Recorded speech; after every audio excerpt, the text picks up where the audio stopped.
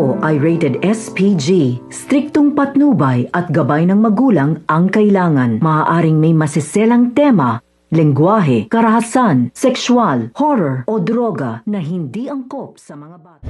Natapos na nga ang bakbakan dito sa warehouse ni Mr. Chan at tuluyan na nga na nagapi eto nga sina Lucas. Kung kaya't nang umuwi ito sa kanilang bahay ay bigo ito na mapatahimik si Mr. Chan sapagkat ito ay nahuli nila Samantha.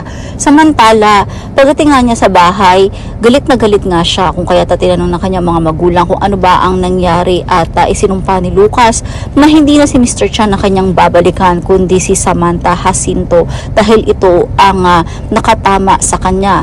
Kung kaya't sinabi ng kanyang ama na hindi na daw biro ito at seryosong usapan na ito at talagang kakalabanin nila ang mga Jacinto at matitigil ang mga transaksyon nila dito kay Ricardo Jacinto sa kagagawa ni Samantha. Samantala, ngayon ay maililigtas na nga ang buhay ng ama ni Gabo dahil nakuha niya ang lahat ng ginto. Subalit ang mga tauhan ni Papang, sinasabi nga nila na hindi mapagkakatiwalaan si Gabo. At naniniwala sila na hindi ibibigay ni Gabo ang sandamakmak na ginto na nakuha niya kay Mr. Chan.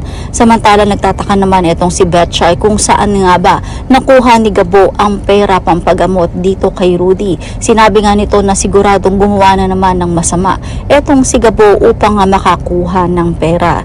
Ngayon ay iniisip nga nito ni Gabo ang tungkol dito sa ginto na nakuha niya.